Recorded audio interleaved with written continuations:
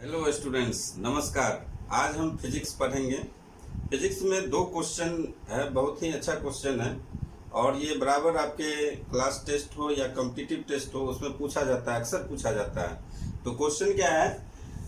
If position of a particle at any instant t is given by x is equal to a plus b t plus c t square. ये equation दिया हुआ है, x is equal to a plus b t plus c t square, then find the dimensions of a b and c. And another question is van Waals equation. Van Waals equation पता होगा आपको, ये real gas equation होता है। Ideal gas equation सबको पता है कि P V is equal to n R T होता है, P V is equal to n R T. तो रियल गैस इक्वेशन क्या है? P plus A by V square into V minus B is equal to R T. तो यहाँ पे भी ए और बी एक कांस्टेंट है जिसका हमें डायमेंशन निकालना है। P प्रेशर है और V वॉल्यूम है। लेकिन स्टूडेंट्स, आज से हम एक नई चीज़ की शुरुआत करने जा रहे हैं। आज से हम हर रोज एक न एक अनबिलीवेबल फैक्ट के बारे में बात करेंगे, जिससे कि स्टूडेंट्स के मन में या लोगों के मन में साइंस या मैथ पढ़ने का इंटरेस्ट क्रिएट हो, इंटरेस्ट डेवलप हो। तो आज का अनबिलीवेबल फैक्ट क्या है? Today's unbelievable facts is what is the smallest unit of time. Time का स्मॉलेस्ट यूनिट क्या है? तो टाइम का स्मॉलेस्ट यूनिट होता है Planck's time, Planck's time, and it is almost equal to 10 to the power minus 43 second. अब ये कितना छोटा है आप अंदाजा लगा सकते हैं कि average duration of our eye blinking, average duration of या average time, average duration of our eye blinking is almost 100 to 400 millisecond. 100 to 400 millisecond होता है हमारा आई ब्लिंकिंग का ड्यूरेशन। और ये क्या है? 10 to the power minus 43 second. तो कितना छोटा है ये आप अंदाजा लगा सकते हैं। और आप बोलेंगे कि प्लांक्स टाइम क्या है? तो स्टूडेंट्स, हम बात किए थे सिस्टम ऑफ मेजरमेंट में कि there are only 3 system of measurement, CGS system, FPS system and MKS system. But एक और सिस्टम होता है, जब आप हायर स्टडी करेंगे तो वहां पे आपको पता चलेगा प्लांक्स सिस्टम के बारे में। तो प्लांक्स सिस्टम क्या है ये जानने की आपकी इच्छा मन में जागृत हुई होगी और यही मेरा उद्देश्य है। हम फिर बात करेंगे कभी प्लांक्स सिस्टम के बारे में। अब हम आज के टॉपिक पे आते हैं। आज का टॉपिक है हमारा प्रिंसिपल ऑफ होमोजेनिटी। जब तक हम प्रिंसिपल ऑफ होमोजेनिटी नहीं जानेंगे तब तक इन दोनों क्वेश्चन को सॉल्व नहीं कर सकते हैं। तो प्रिंसिपल ऑफ होमोजेनिटी में एक वर्ड है होमोजेनिटी। तो होमोजेनिटी का ये लिटरल मीनिंग क्या? होमोजेनिटी का लिटरल मीनिंग, लिटरल मीनिंग आपको पहले समझना होगा कि ये होता क्या है। लिटरल मीनिंग है सेम काइंड, सेम काइंड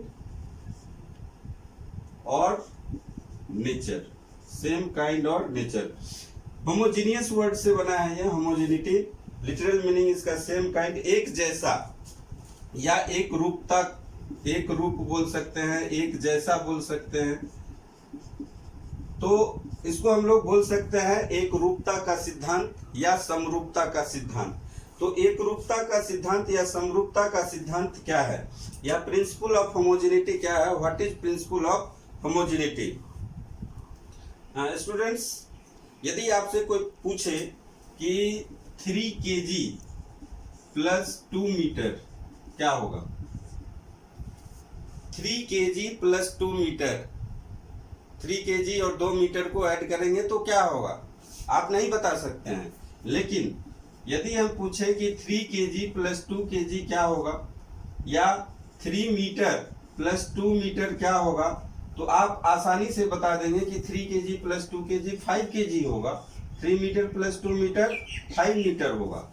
तो आप स्टूडेंट्स देख रहे हैं कि 3 kg plus 2 metre unit different है, इसलिए आप नहीं बता पा रहे हैं। और यदि यूनिट सेम है तो आप आसानी से आंसर बता दे रहे हैं। तो यहीं पे प्रिंसिपल ऑफ होमोजेनिटी का मेन चीज छुपा हुआ है। यहीं से आप बता सकते हैं कि यदि यूनिट सेम है तो हम ऐड कर सकते हैं, और यूनिट सेम नहीं है तो ऐड नहीं कर सकते हैं। तो प्रिंसिपल ऑफ होमोजेनिटी क्या है?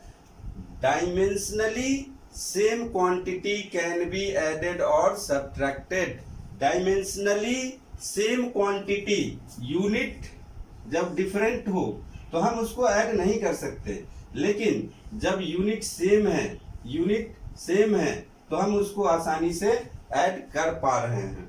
तो dimensionally same quantity can be added और सब्ट्रैक्टेड। इसका मतलब क्या है कि यदि आपसे पूछा जाए a प्लस बी, ए और बी दो फिजिकल क्वांटिटीज है, तो जो a का यूनिट होगा वही b का यूनिट होगा।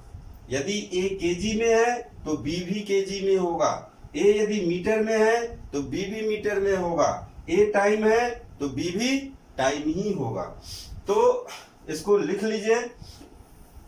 तो फर्स्ट प्रिंसिपल ऑफ होमोजेनिटी क्या है? फर्स्ट प्रिंसिपल ऑफ होमोजेनिटी क्या है? Dimensionally same quantity can be added और सब्ट्रैक्टेड।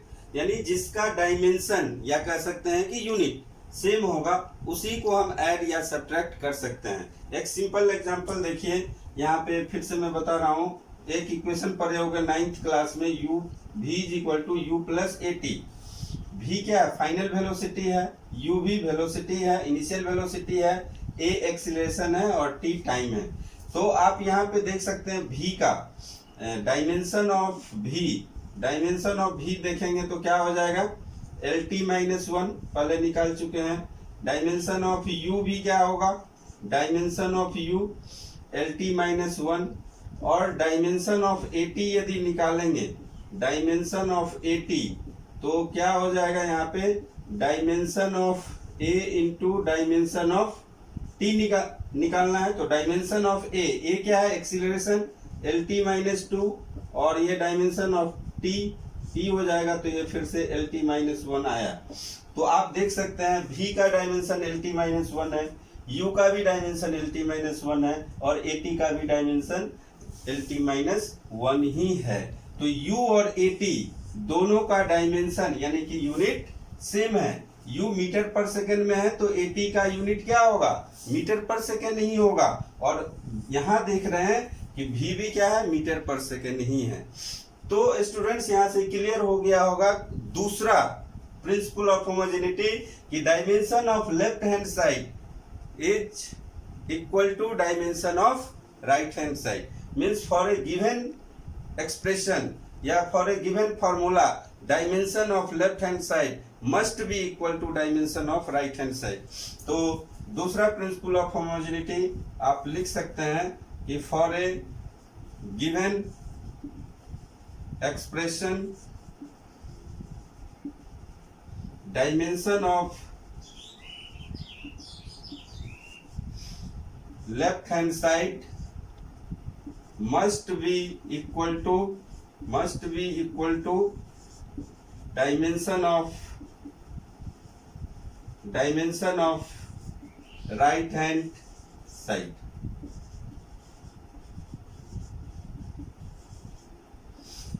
एक और एग्जांपल हम बता सकते हैं, एक और एग्जांपल से चेक कर सकते हैं कि ये principal of homogeneity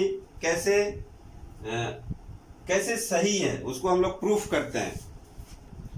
equation of motion आप पढ़े होंगे। एक और इक्वेशन है v square is equal to u square plus twice as। अब v स्क्वायर का डायमेंशन क्या है आप चेक कीजिए, याद कीजिए। तो डायमेंशन ऑफ v स्क्वायर तो क्या हो जाएगा? lt माइनस 1 v का होता है, यदि 2 पावर देंगे तो क्या हो जाएगा? l2 t to the power minus 2। और यहाँ पे ट्वाइस as है, तो 2 इज डायमेंशनलेस, हमें 2 को चेक नहीं करना है। तो हमें सिर्फ किसको चेक करना है? as को चेक करना है डायमेंशन, क्योंकि ये न्यूमेरिकल वैल्यू है। न्यूमेरिकल वैल्यू का कोई डायमेंशन नहीं होता है, तो इसको हम लोग छोड़ के चलेंगे। तो dimension of as dimension of S क्या होगा, इसको आप लिख सकते हैं dimension of A into dimension of S. यहाँ पे DIM हम लिख रहे हैं, DIM मीन्स डायमेंशन, डिम का मतलब डायमेंशन। तो ये आप बता सकते हैं इसको डायमेंशन ऑफ LT-2, और ये फिर क्या हो जाएगा डायमेंशन ऑफ SL, तो ये L इंटू L क्या हो जाएगा L2 और T-2। देख सकते हैं कि V² का L² T-2 और डायमेंशन ऑफ AS भी L² 2T⁻⁻2 है। उसी तरह U² का भी क्या हो जाएगा डायमेंशन ऑफ U², ये भी L2 T-2 ही होगा क्योंकि ये भी SPD ही है।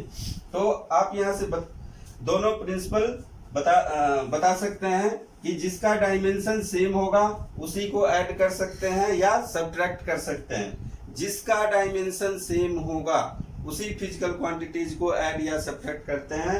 और दूसरा प्रिंसिपल है कि dimension of left hand side must be equal to dimension of right hand side. तो आते हैं, अब हम क्वेश्चन पे आते हैं, क्वेश्चन नंबर 1 पे कैसे सॉल्व होगा। तो इक्वेशन क्वेश्चन नंबर 1 में दिया हुआ है ये x is equal to a plus BT plus CT²।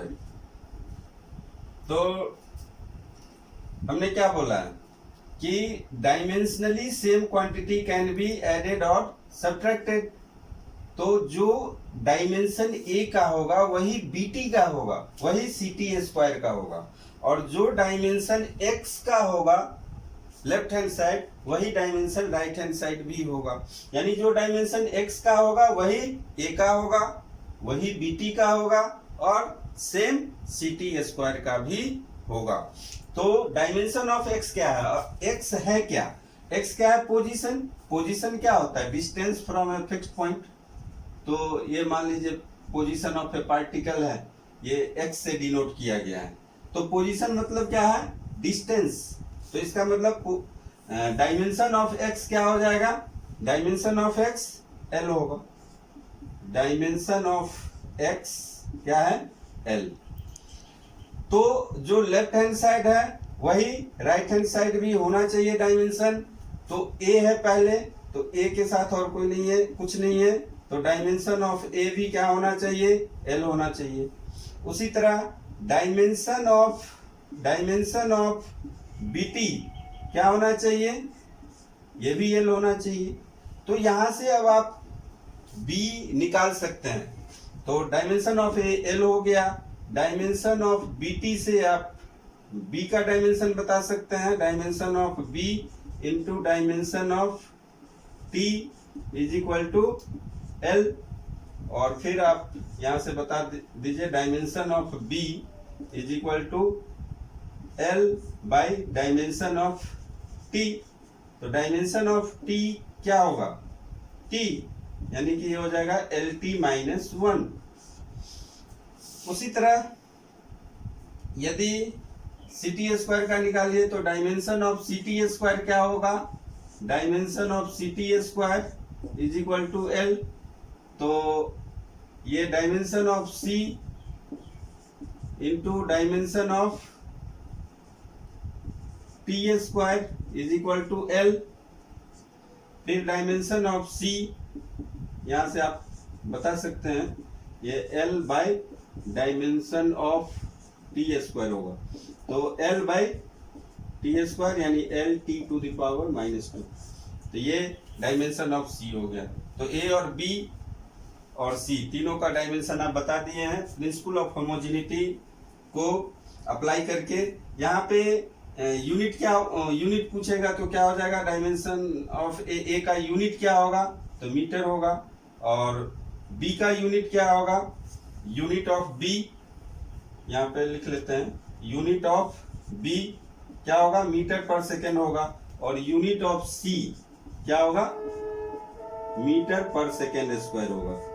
तो ये यूनिट मीटर हो रहा है, इसका यूनिट B का यूनिट मीटर पर सेकेंड है और C का unit metre per second square है। स्टूडेंट्स सेकेंड नंबर क्वेश्चन देखिए, van der Waals equation is given by P plus A by V square V minus B is equal to RT। यहाँ भी वही काम करना है।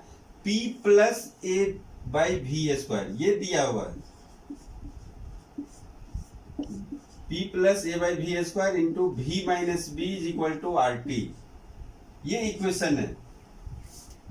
तो हमें बताना है ए और बी का डायमेंशन। तो ए और बी का डायमेंशन, तो बी का डायमेंशन तो आप आसानी से बता सकते हैं। यहाँ पे कैसे, v माइनस बी है, v क्या है, वॉल्यूम है, तो b भी क्या होना चाहिए, वॉल्यूम ही होना चाहिए। क्योंकि dimensionally same quantity can be added और सब्ट्रैक्टेड, तो यहाँ सब्ट्रैक्शन है, माइनस साइन है, तो जो v होगा वही b होगा।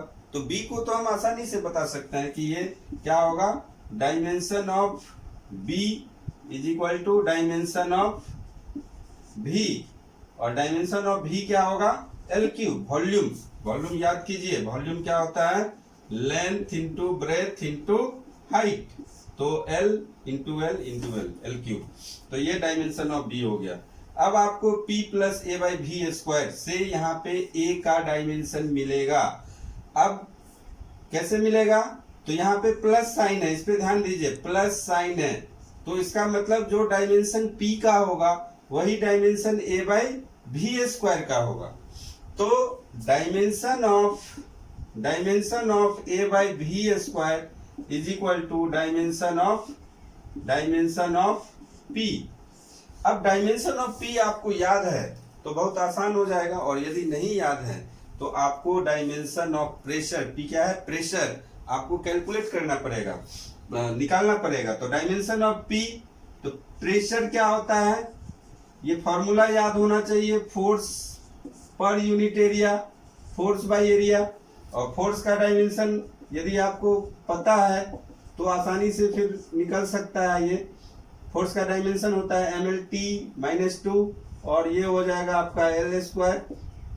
इसको ऊपर ले जाइए तो mL-1T-2 होता है प्रेशर का, यहाँ पे आप रख दीजिए। तो dimension of A by V square यहाँ पे हो जाएगा dimension of A by dimension of V square is equal to dimension of P mL-1T-2। अब स्टूडेंट्स यहाँ पे हमने प्रॉपर्टी लगाया है कि dimension of A by B क्या होता है, dimension of A by dimension of B। और यदि डायमेंशन ऑफ ए बी निकालना होता है तो क्या प्रॉपर्टी है, अलग अलग करते हैं, dimension of A into dimension of B। तो ये प्रॉपर्टी भी आपको जानना जरूरी है। तो यहाँ से डायमेंशन ऑफ A अब कैलकुलेट हो जाएगा, डायमेंशन ऑफ A क्या हो जाएगा, mL-1T-2 और वी स्क्वायर इधर है, तो डायमेंशन ऑफ वी स्क्वायर क्या हो जाएगा, L⁶, क्योंकि V का डायमेंशन क्या है, L क्यूब है, तो वी स्क्वायर का क्या होगा, L⁶ होगा। अब इसको आप अरेंज कर लीजिए तो आपका डायमेंशन ऑफ A क्या हो जाएगा, mL5 और T-2, mL5T-2, ये इसका डायमेंशन होगा। तो स्टूडेंट्स हमने क्या किया, प्लस साइन है तो dimension of A by V square is equal to dimension of P होगा। फिर dimension of A by V square को हमने प्रॉपर्टी लगाया, dimension of A by dimension of V square हो जाएगा, यहाँ ध्यान रखना है। और ये P का याद रखना है डायमेंशन, या नहीं तो फॉर्मूला याद है तो उसे हम निकाल सकते हैं, mL-1T-2। फिर यहाँ से कैलकुलेट हो जाएगा डायमेंशन ऑफ A। तो यही क्वेश्चन है, बहुत ही इंपॉर्टेंट क्वेश्चन है, इसको ध्यान से आप समझिए। और इस पे बेस्ड बहुत सारे क्वेश्चन आपके बुक्स में दिए हुए होंगे जो सारे के सारे सॉल्व हो जाएंगे। तो आज के लिए इतना ही। यदि आपको मेरा वीडियो अच्छा लग रहा है तो लाइक कीजिए, शेयर कीजिए, सब्सक्राइब कीजिए, सब्सक्राइब जरूर कीजिए। मैं बहुत ही अच्छी अच्छी चीज़ें लाने वाला हूँ।